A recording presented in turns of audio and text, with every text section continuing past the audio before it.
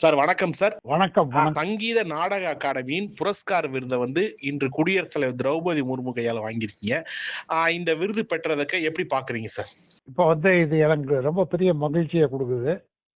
இது என்னன்னா, இந்தியா அளவில் சிறந்த நாடக நடிப்புக்காக வழங்கப்பட்டிருக்கிறது. அது நமக்கு கிடைச்சிருக்கிறதுனால தமிழ்நாட்டுக்கு பெருமை, தமிழுக்கு பெருமை, தமிழர்களுக்கு பெருமை. நாடகம் போற்றி பாதுகாக்கப்பட வேண்டும் என்பதில் என்னுடைய மாறுபட்ட கருத்தே கிடையாது. இன்னைக்கு விஞ்ஞான வளர்ச்சியில் எத்தனையோ மாறுதல்கள் வந்தால் கூட நமக்கு சங்க காலத்திலிருந்து ஒரு இலக்கியத்தை, மொழியை, தங்களுடைய உணர்வை, கலாச்சாரத்தை நாடகத்தின் மூலமாக, வசனங்களின் மூலமாக, பாவங்களின் மூலமாக, அசைகளின் மூலமாக எடுத்து சொன்னதுதான் நாடகம். அந்த நாடகம் எப்பயுமே போற்றப்படணும், பாதுகாக்கப்பட வேண்டும் என்பதில் எனக்கு ரொம்ப தீராத ஒரு ஆசை.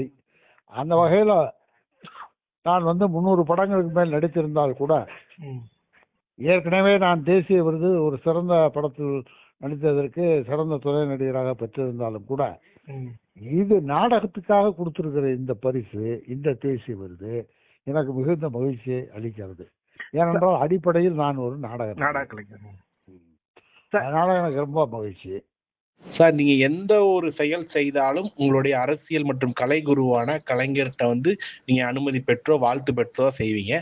இப்போ நீங்க இந்த விருது வாங்கியிருக்கீங்க. இந்த தருணத்துல அவர் இல்ல, இதை எப்படி பாக்குறீங்க சார்? அதாவது எப்பயுமே எனக்கு விருது கிடைச்சோடனே முதல் குரல் கலைஞர் குரல் தான் வாழ்த்தம். அந்த வகையில இன்னைக்கு நான் அரங்கத்துக்குள் இருக்கும்போது எனக்கு முதல் வாழ்த்து எங்க தலைவர் தளபதி மு.க. ஸ்டாலின் அவர்கள் என்ன அரங்கத்தில் இருக்கும் போதே வாழ்த்திட்டாரு. அப்படி அவர் வாழ்த்தும் போது எனக்கு கலைஞர் தான் ஞாபகம் வந்துருச்சு. இல்ல, ஏன்னா நீங்க கடைசியா கலைஞருடைய கடைசி காலத்துல போய் நீங்க சந்திச்சப்ப ஒரு அழுத மாதிரி ஒரு போட்டோ போட்டிருந்தீங்க. அந்த புகைப்படம் ரொம்ப இணையத்துல பெரிய ஒரு தாக்கத்தை ஏற்படுத்தி, அதுக்கான இந்த கேள்வியை கேட்டேன் சார். கண்டிப்பா முதல் எந்த விருது வாங்கினாலும் முதல் வாழ்த்து கலைஞருடைய வாழ்த்தா இருக்கும்.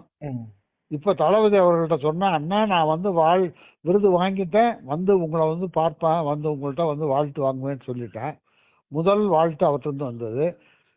அது மட்டுமல்லாமல் இந்த விருது இந்திய நாடக கலைஞர்களுக்கு மட்டுமல்ல, குறிப்பாக தமிழ்நாட்டில் இருக்கின்ற நாடகத்தை காப்பாற்றி கொண்டிருக்கின்ற நாடக கலைஞர்கள் அத்தனை பேருக்கும் இந்த விருதை நான் காணிக்கையாக அளிக்கின்றேன்.